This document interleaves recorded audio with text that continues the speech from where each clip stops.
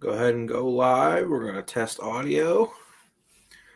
Welcome some folks in here. Boo. Welcome some folks in here. All righty.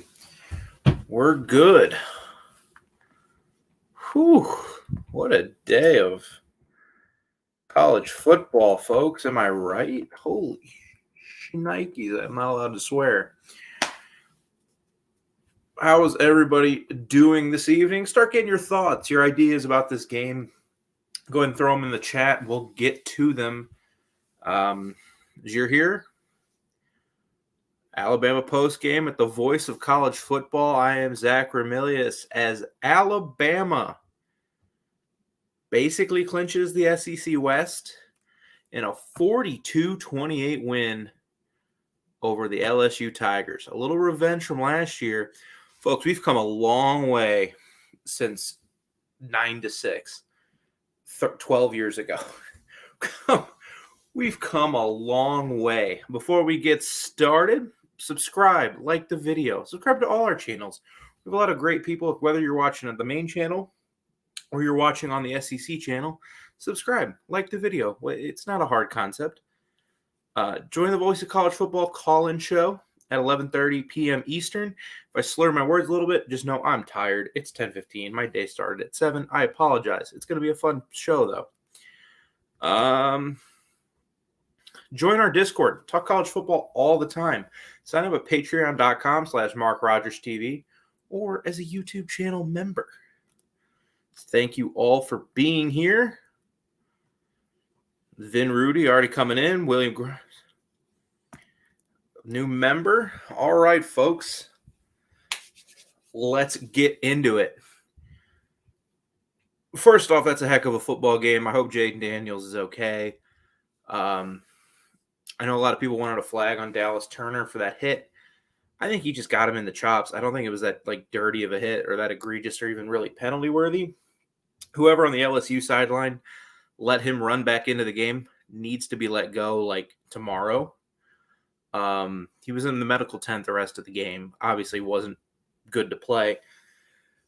God bless him. He was incredible tonight for the most part. And then, but Alabama gets the win. And after the Texas game, I came on here.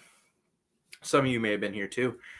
And I was pretty clear, they can still win this conference. It's going to take a lot. And Georgia doesn't look to be unbeatable. It's going to take a lot of effort. And then they played USF, and that was just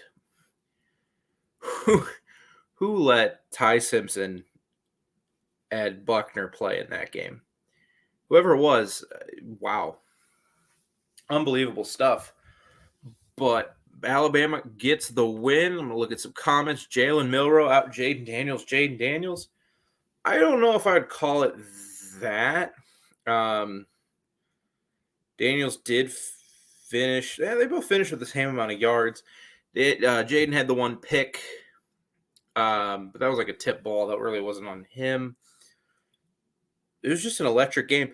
I've been waiting for months for them to use Jalen Milroe like the tank he is. Look, we all know it. Jalen Milroe, 20-plus, is a really good quarterback.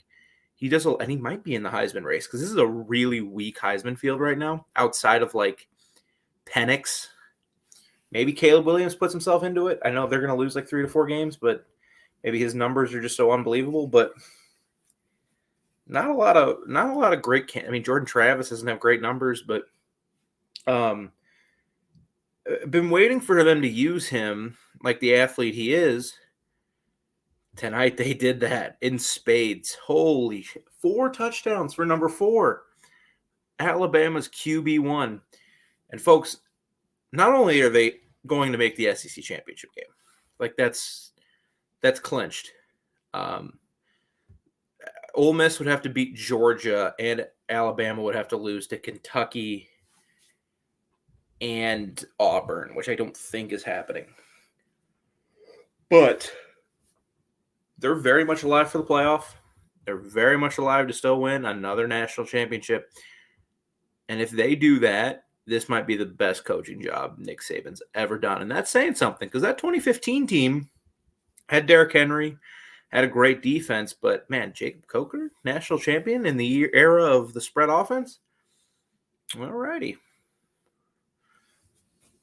But let's get into it. You guys hop on in. Give me your thoughts about this game because the first half, I think, went about how you expected this game to go. I predicted this game, if you follow me on Twitter, to be like in the 30s, like a 30, kind of like last year, like a 32-29 kind of game. So Bama, of course, starts the game with a punt because that's just what Bama does. I don't have the real number officially, but I'm pretty sure Bama averages negative points on opening drives of the year. I don't understand it. I think Tommy Rees, for what they have, does a pretty good job, but they punt, and LSU comes right down and scores 7-0. And you knew this was going to be a dogfight because Jaden Daniels, again, hope he's good. If he's healthy all year, he's even at 9-3, still might win the Heisman. He's that good. And I don't know what happened in that second half against Florida State. Obviously, he was great against Ole Miss. Defense just couldn't get a stop. But he marches right down. Malik Neighbors wide open, 46-yard touchdown. And I know the feeling if you're an Alabama fan was just like, oh, God. This is going to be one of those games, huh? It kind of was. But Alabama comes right back. Jalen Milroe with a beautiful 23-yard run. Just gorgeous. Milroe in the pass game tonight, I don't think was great. He scattershot within 15 yards, 20 yards still. But he was really damn good tonight. So then LSU comes back. They turn it over on downs.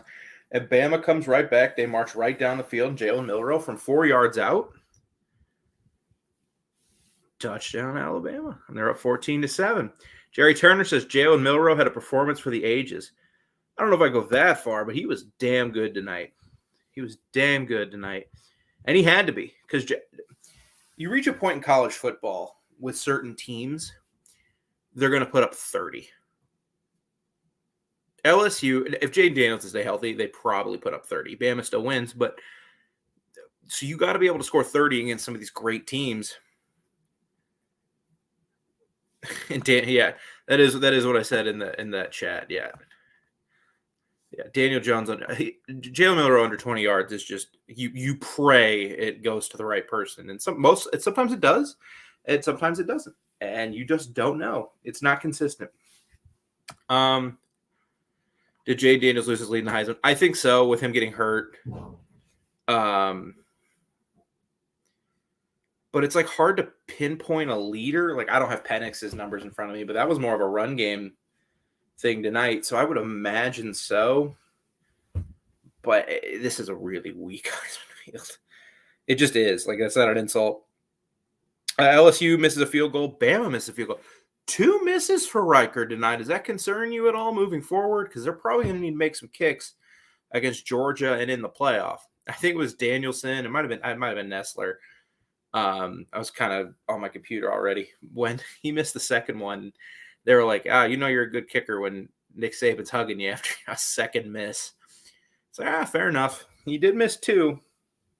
LSU comes back, touchdown, Jaden Daniels, 9-yard run. He's explosive, man. He's so good. Even if you're a Bama fan or an anti-LSU, just like a Florida fan or something, watching Jaden Daniels when he's cooking, man, is it fun. I don't want to call it early, says Jackson, but I've got a great feeling Alabama's going to be an SEC champion. Maybe.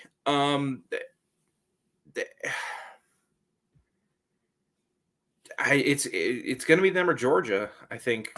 With Georgia's win today, I don't think anybody can beat out Georgia unless they lose out, which isn't happening.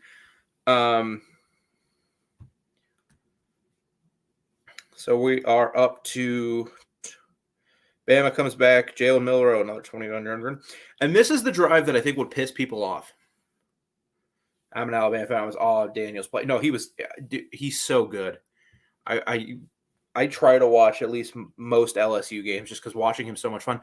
And it's a shame that both years he'll be in Baton Rouge. And I don't really blame Brian Kelly for this. He kind of took over a weird situation as far as like how many kids they actually had on the roster. But man, his 2 years ending at 9-3, that sucks. It's kind of like Caleb it's a lighter version of Caleb Williams out at USC. Like, he's so good. But Caleb this year is probably going to go, 8-4, 7-5. But so this is the drive. I was pretty confident Alabama was going to win this game.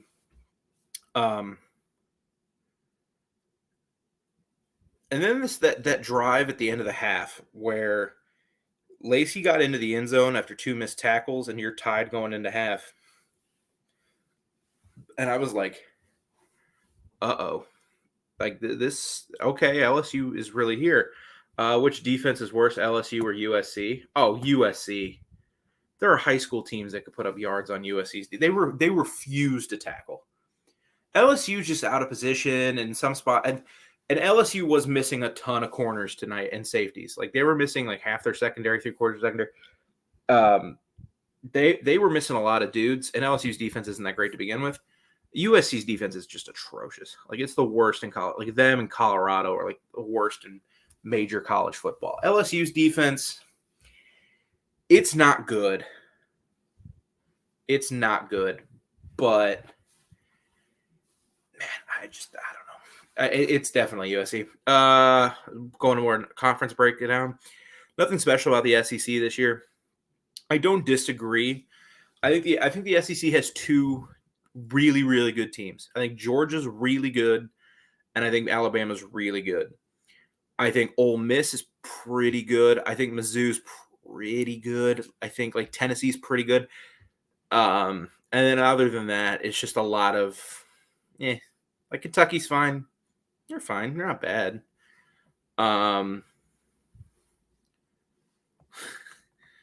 As you damn well should. My hot takes are usually correct. I did actually really well betting this week. Like Kentucky's fine. South Carolina's terrible. Vanderbilt's terrible. Mississippi State's not very good. Arkansas, they looked actually pretty okay today. Florida looks okay. I completely agree. The SEC, there's like 4 teams I would consider good in the SEC, and 2 are excellent. That's the weird thing about this year. USC's defense is probably. All right, I'm going to leave this comment up just for a little bit. We're talking Bama, but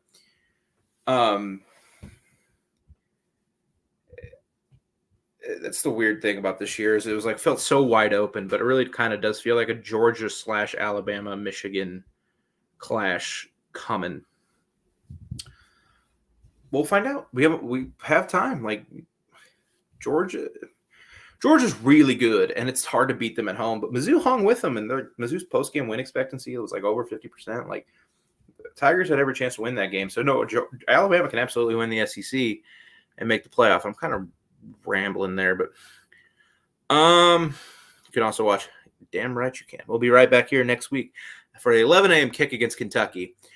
Not going to lie, selfishly, I hate night kicks because I hate doing this at 10:30 because I'm tired and I have a lot of energy. So when I do this, I'm like awake now, and it's like, oh God, and I just want to go to bed. But does Alabama jump Texas in the rankings? I wouldn't make them jump them. I wouldn't, just because like Alabama, like Texas won. You have to value the fact that Texas won that game. I think it's one of those. I think that's one of those things that'll work itself out.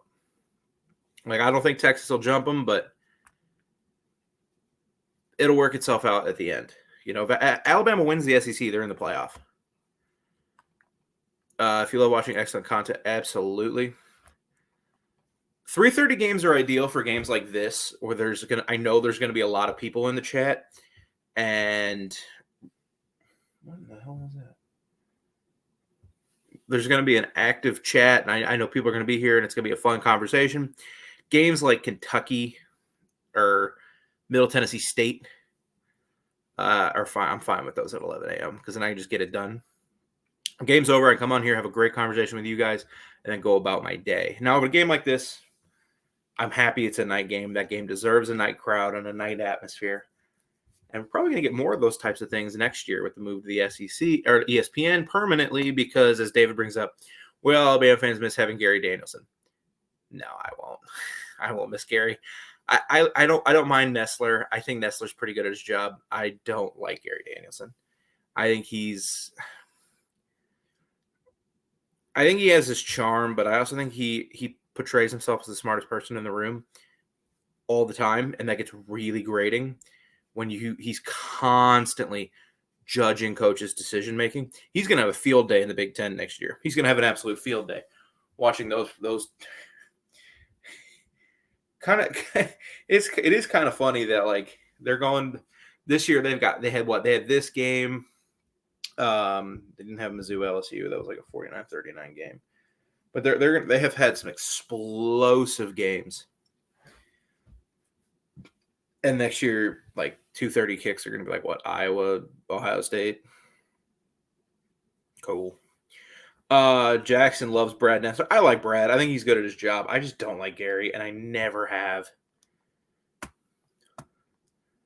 But I will say I used to not like Chris Collinsworth, and now I love Chris Collinsworth. But is that a meme thing, or I don't know. We're sitting before we break into the second half.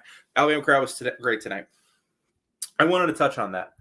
So Alabama gets a bad rap as being kind of more of a pro crowd. Texas gets the same thing. And I think for the most part, they're right. I think it's very rare because Alabama knows they're going to win most of their games. For Alabama to reach that echelon above like great atmosphere into like holy shit atmosphere, pardon my language, that LSU constantly achieves, like Penn State, Oregon constantly has like it's hard for Alabama to reach that stratosphere. But when they think they're going to lose, or there's a chance they could lose, like the Texas game has a really good atmosphere too. Last week against Tennessee, that place gets going. It's one of the hardest places in the world to play. Nessler does an amazing job. Oh yeah, Danielson, he's gonna go crazy. The first time he sees Kirk Ferentz punt on 4th and 1 from the 28-yard line, the other opposing 28-yard line, he's just gonna have a panic attack. I'm actually a little stunned he didn't like retire. Like, how old is Gary? Because he's been doing this forever. I don't like being on my phone, but Gary Danielson. 72. Yeah, I'm a little shocked that he's not not that he would get fired or anything, but I'm a little shocked he's not getting like phased out so they can bring in a new crew. It's like a new era. Let's break it down. Let's do it. But let's get back to this game a little bit. Let's get into the second half. Because the second half is where things turned a little bit. LSU comes right out, scores a touchdown. And at this point, I'm like, oh my God, can Alabama stop Jayden Daniels? Can they stop him at all? And then they just get Josh Williams punches it in. 2-yard touchdown. Cool. 28-21. Alabama comes right back. Roydell Williams, who had a great game. We'll break down more of like the position groups here in a bit. They force a punt. They come right back and score another touchdown. Milrow, 11 yards. Tip ball interception. And then they score a touchdown, and then that was it because then Jayden Daniels got hurt. And while I do think Garrett Nussmeier has a bright future, he was not ready for that, as no backup quarterback would be. LSU UD is soft. Yeah, we're going to get into the LSU UD here in a second. Okay. On RG3, if we're going to go back to Danielson, I like RG3 as an announcer. I don't think I would like him in big games. Do you know what I mean? Like, I think he's corny in a good way. Like, he's fun. I like having him there. But I think he's perfect for, like, the second best game of a slate or the third best game of a slate. Like, you have, like tonight. I think he was on Iowa, Kansas, wasn't he? Or Iowa State, Kansas. Like, that's perfect.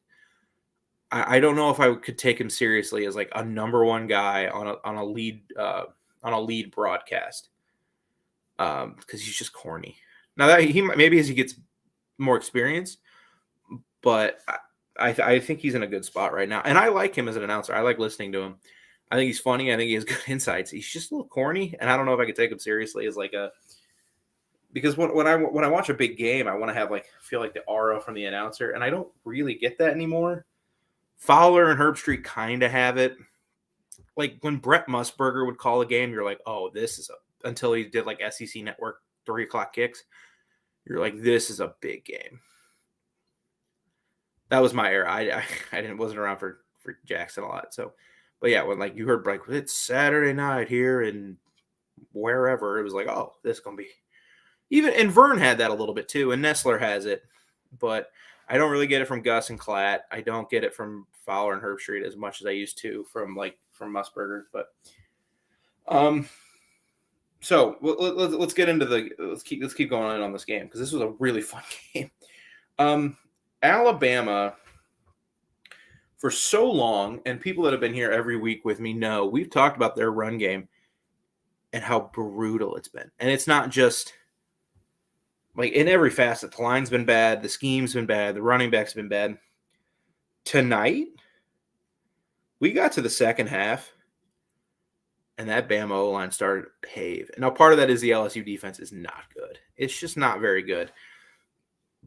Someone said earlier, David asked earlier, is it worse than USC? No. LSU looks like 2001 Georgia. I think I just saw a Georgia fan popping in the chat. LSU looks like 2001 Georgia compared to USC, or 2021 Georgia, excuse me. But yeah, no, the run game tonight for Alabama was unbelievable. Nothing to complain about. 46 carries, 288 yards, 6.3 yards per carry in an SEC game. That'll get it done. Milroe obviously led the way, 20 carries, 155 yards. McClellan, 14 carries, 63 yards. We're going to do what we always do. We're going to take away the biggest run. How'd you do? 13 carries for 53 yards. That's still pretty good. Still 4 yards a carry. Roydale, 6 for 56. You pull away his 16, you got 5 for 40. That's still 8 yards a carry. Jam Miller had a big run. And passing the ball, Isaiah Bond was the favorite target tonight, but they got everybody involved. McClellan had a catch. Miller had a catch. He had a big catch. Both of those guys did.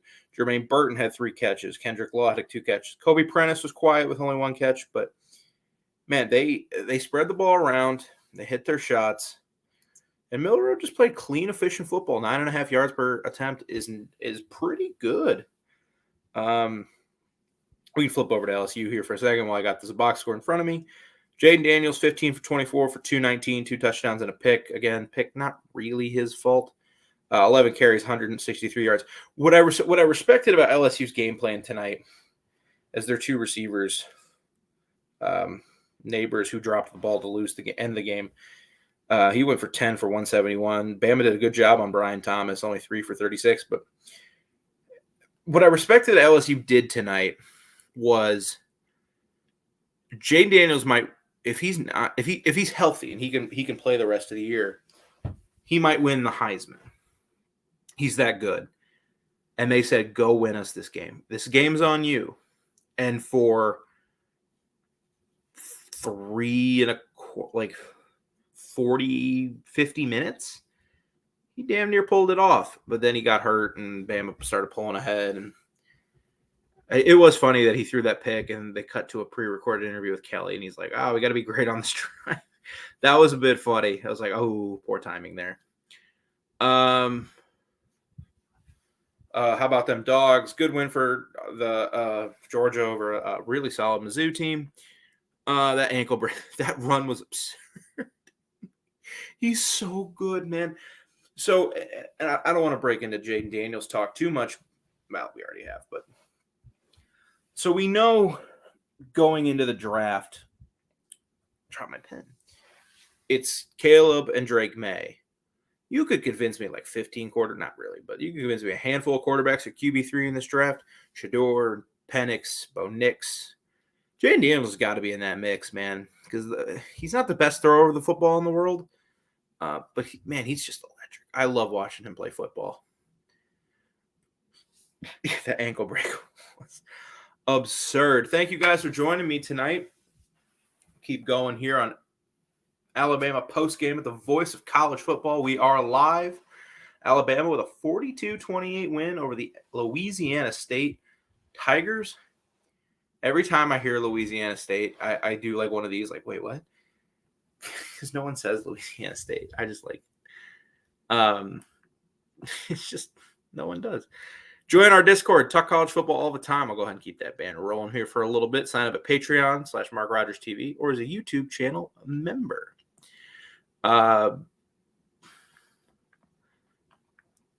Big for a $10 off purchase off at least $100 or more. Promo code BIG20 for $20 off a purchase of at least $300 at TicketSmarter.com. Those are both promo codes. I realized when I made that, I didn't put promo code for the first one. That's my mistake. But if you use those promo codes, go to TicketSmarter.com. Subscribe and like the video as we keep going here, getting to your comments, getting to your ideas, kind of getting to more of the breakdown of what happened tonight in Tuscaloosa. What happened in the second half is I think the Bama crowd got to LSU. I mean, their center had what, like three? I think it was three, like illegal snaps, basically. And that crowd was just incredible. They got to him, and then the Bama offensive line just started road grading. That was an Alabama team from like 2014, 2015. 2014, I know, didn't win the national championship, but limited quarterback play, limited wide receiver play outside of Amari Cooper. Let's go 2016 Bama then. Let's be fair. I think Milroe's better than Blake Sims. Go ahead and throw that up for Mr. Jackson. Join us. Just a bunch of nuts talking college football, which if you're here, you're watching a live YouTube stream of an Alabama LSU game post, you're a nut. I'm sorry. I don't want to be the one to break the news to you, but you're my kind of nut, and that's why I love you. Unless you're a buck nut. God, I thought, Rutgers, why are we kicking 3 field goals inside the 5? That's not how you win games against Ohio State.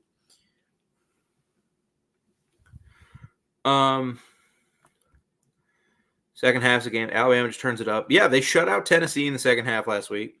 Gave up the one score to LSU this week. You know, does LSU get another score if Jaden Daniels stays in the game? Maybe, but they did only hail up. And Garrett Nussmeier is fine. Like I think he's gonna be a good quarterback. But yeah, no, Alabama in the second half. Like I said, man, if Nick gets this team to the playoff, what a coaching job. The GOAT just makes it. People were out on this team so hard. Like after USF, people were like, oh, okay, the run's over. Nick looks like he's about to retire. They don't have a good quarterback. They have nothing on the outside. And their win over Kentucky.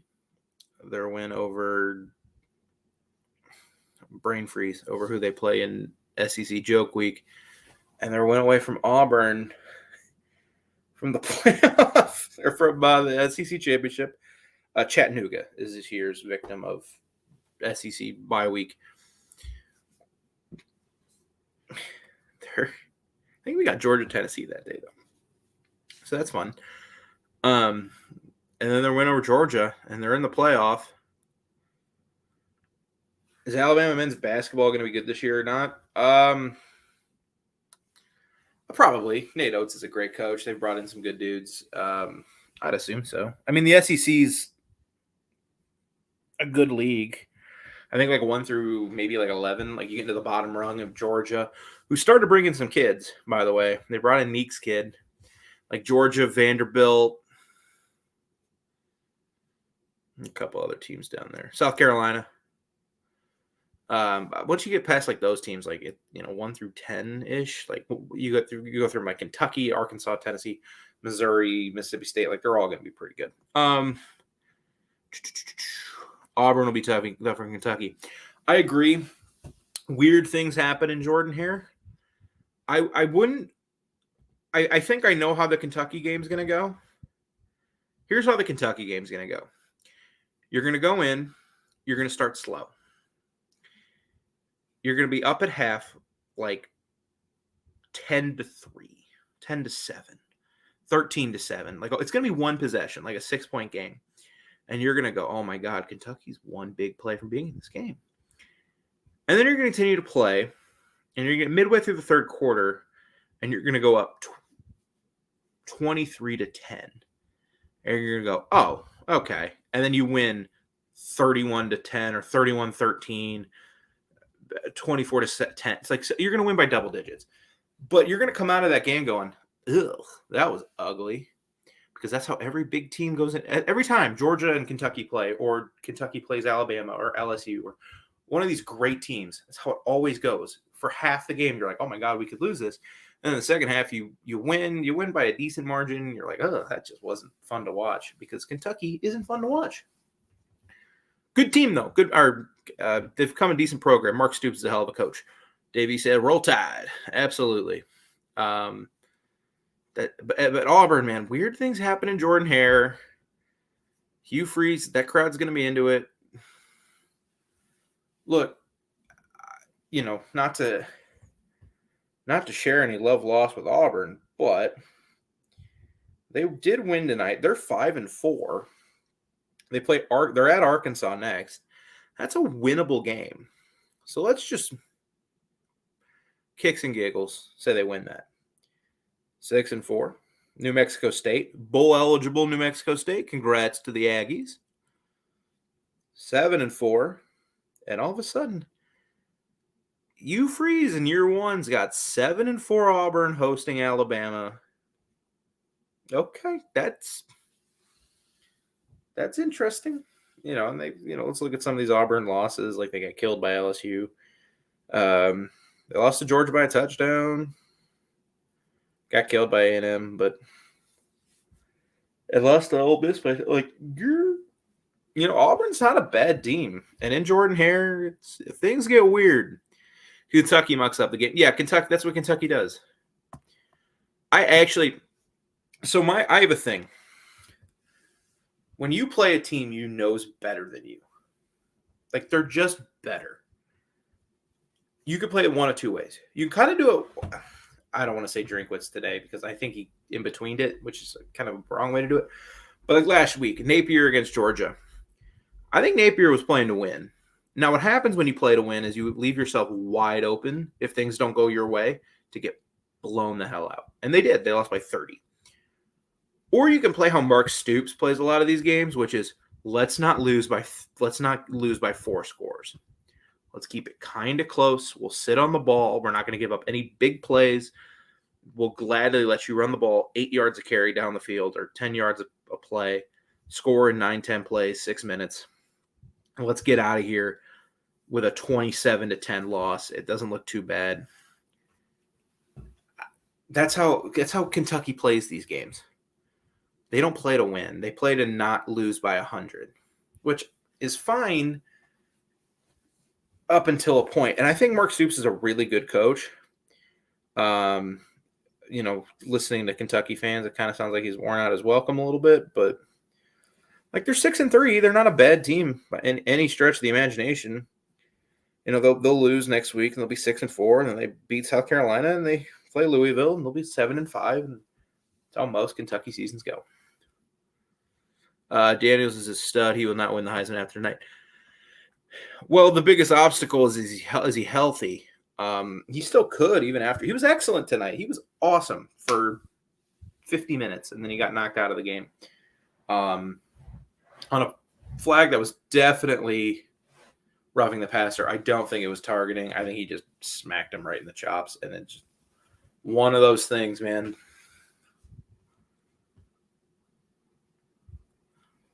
Let's see.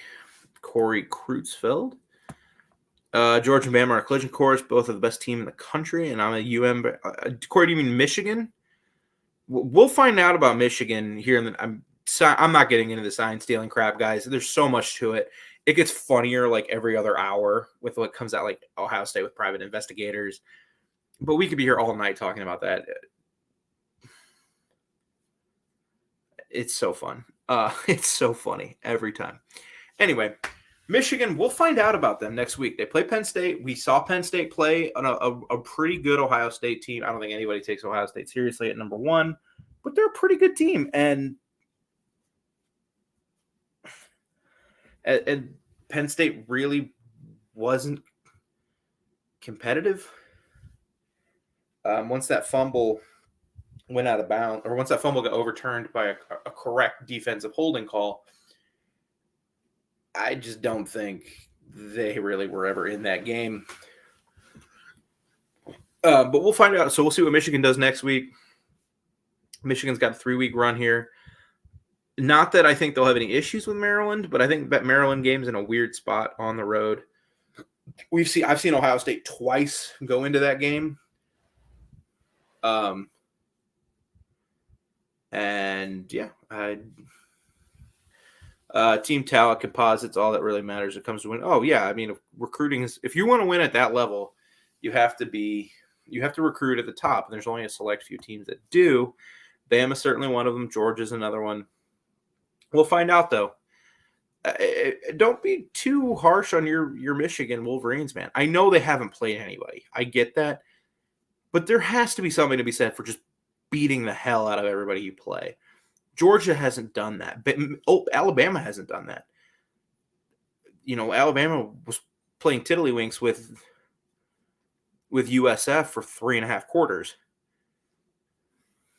So we'll find out. It'll all work itself out. I wouldn't say Bama's the second best team in the country, though, as of right now. It'll all work itself out, though. They're definitely a top 5 team, top 5 to 7 team. Do I think Washington's better than Alabama? No. Do I think Washington deserves to be ranked ahead of Alabama? Yeah, they have a win over Oregon. They now have another win over USC, who's not horrible. But I try not to get too wrapped up into rankings. Like everybody, I complain about them. You know, why is USC ranked? Like their best wins like Arizona. Arizona's 5-3. Like they're not a bad team. But it tends to work itself out, especially now that you have a 4-team stupid playoff and next year a 12-team playoff. Yay! Let's make the regular season not matter a freaking bit. I think the gap at the top, that's something I'm going to wait on, because if we get to the end of the year and Georgia smoked everybody, and say Georgia wins the SEC, they beat Bama, and Michigan smokes Ohio State, smokes who cares in the Big Ten title game, I would kind of be on the other side of it, where I'd say there's those two teams, like BCS would be better this year, but we'll see. It'll all work itself out. Was Oregon, Ohio State, and Texas? Yeah, well, yeah. I don't know if I'd put Texas in that class. I think Bama played.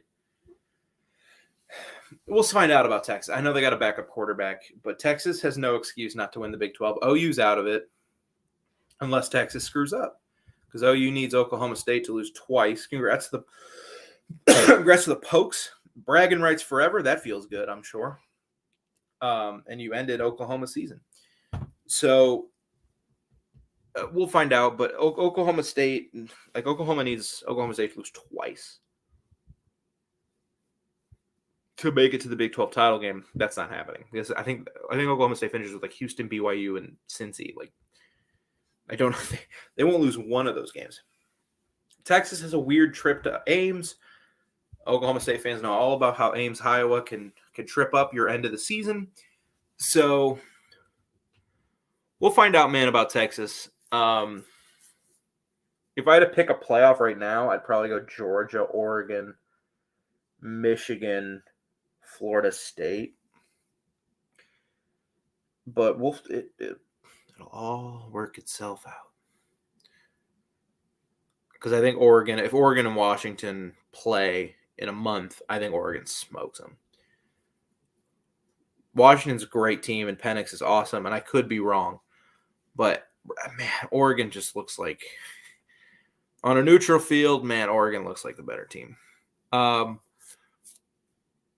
Alabama's certainly in that conversation.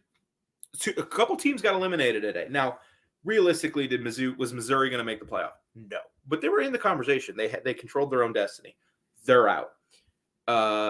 Ole Miss is still in it. They need a lot of help, but they're in it. Who else got eliminated today?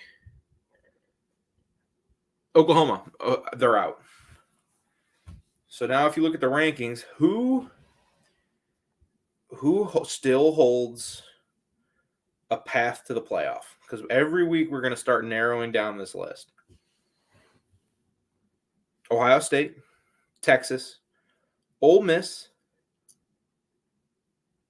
Nope, they're out. Missouri, Florida State. Penn State still does if they beat Michigan. Louisville, Oregon, Michigan, Washington, Alabama. We're down to 11 teams. Let's wrap it up. No. We're down to 11 teams that, unless Seth, do I know you? I'm having a good time. There's about 11 teams left that still have, a path to the playoff. Now, Ole Miss's path is extremely tough because that means beating Georgia. So they're probably going to get eliminated next week. It'll all work itself out as far as who the top class of college football is this year. But Alabama's in that running, man. They're a very good football team. Defensively, they just seem to be getting better every week. And I know through a quarter to a half and a drive, LSU torched them. LSU's offense is just going to torch anybody. UGA has the best defense in college football. It's damn good. It's really, really good. I will say this, though, and Kirby said this post-game, the Mizzou offensive line kind of pushed them around a little bit in the run game.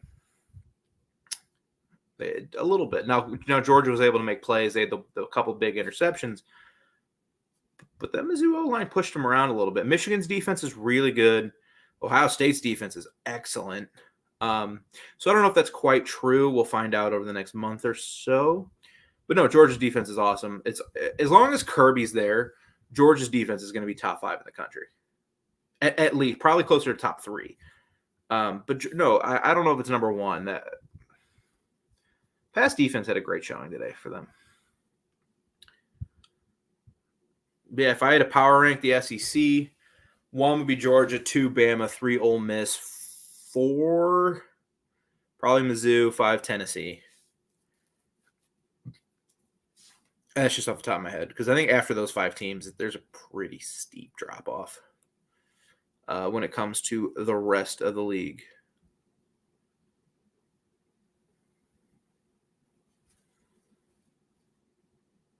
Yeah, no, good win for Georgia, though. Anytime you can beat a top 15 team, doesn't matter if it's at home, doesn't matter what the name is next to the opponent. That's a legitimate top 15 team. Let me retweet Jackson's thing. Sorry, Jack, I get on my phone, man, and I know I appreciate it, but I'm not looking at my phone too much. You're the man, though. Appreciate you being in here every week. But I think throughout the year, we've found out some things about Alabama. We seem to be finding new things every week. This week, we found out, Jalen Milroe in a QB run game is freaking awesome. And their O-line, it's coming together. It took a while, granted, but it's coming together. And the defense Kevin Steele and the defense makes some damn good adjustments in the second half. Some damn good adjustments. If there's any concerns from the game,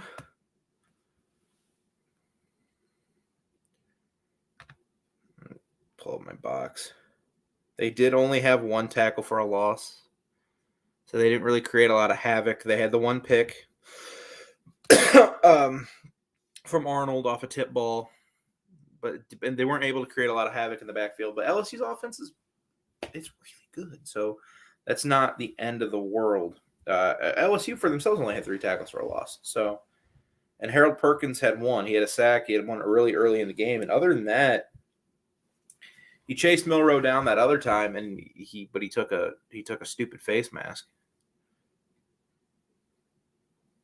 So, what are you gonna do? He's a great player, though. I don't understand why earlier in the year he was playing, like middle linebacker off, not rushing. But I'm not Brian Kelly.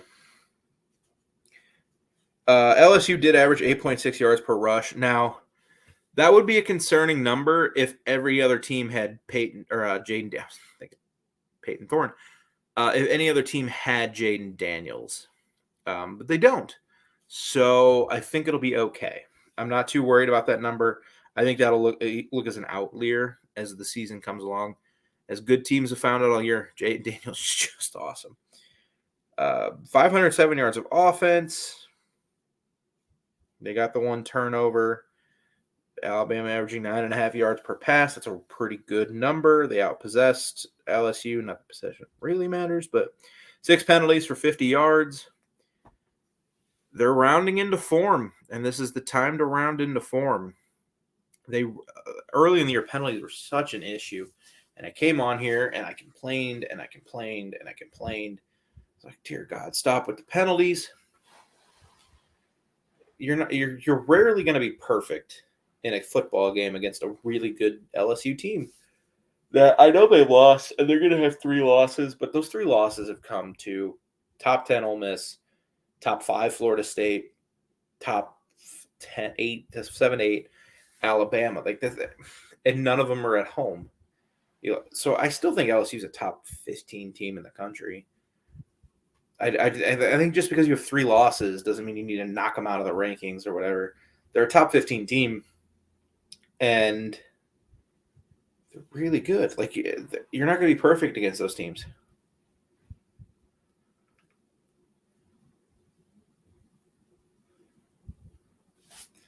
Milroe could get, okay, so the Georgia fan, Mr. CS. Sorry, my freaking mouse is not doing what I want it to do right now. There it goes.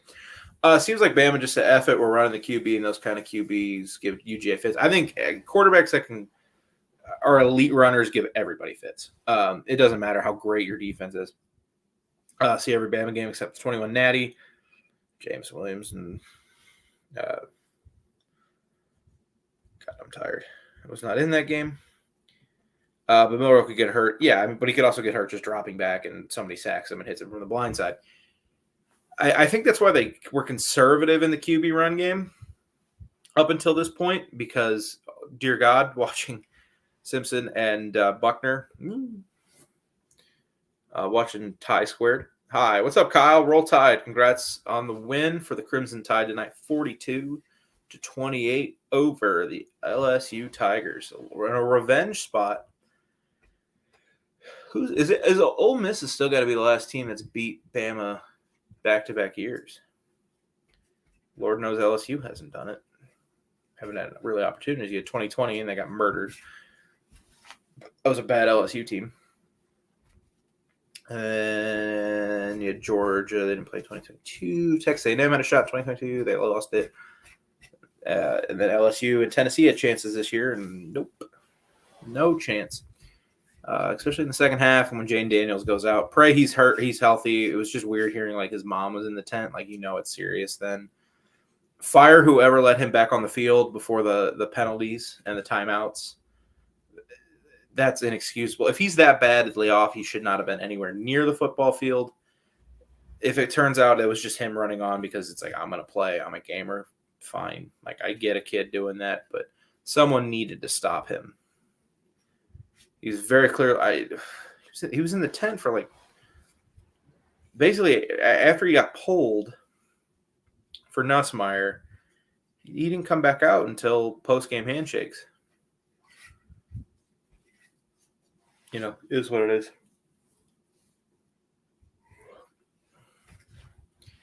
So bring me your last kind of thoughts here in the next few minutes about this game. I'm going to start wrapping it up. It's 11 o'clock.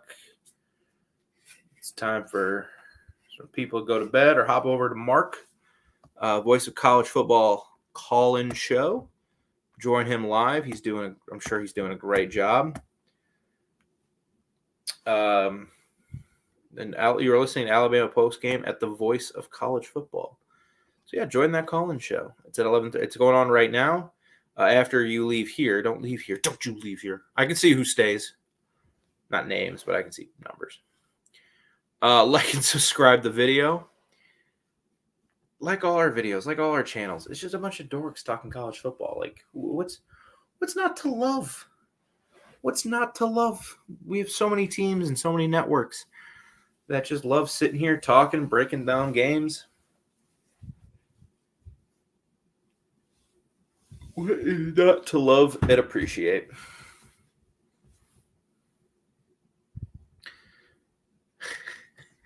Thank you guys for being active in the chat tonight. I know I'm very sheepish right now because I'm pooped. I've had a long day. I'm happy to come on here, talk a little college football, talk this Alabama game with you guys. I'm gonna pull out my phone, which is something I don't love doing. Check some scores. Stanford, Washington State are tied at 7. Boy, what happened to Washington State? They were number 12 in the country? They got to 13 before they lost at UCLA, which, fair enough, UCLA is really good. They got smoked by Arizona, smoked by Oregon. Whew. Jake Dickert was being mentioned for jobs. Oregon State's up. Yeah. Arizona's up at 14-6 on UCLA. Jed Fish has done a really nice job there.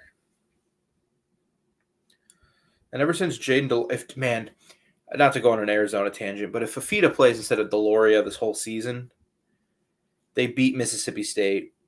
They beat one of Washington or Arizona.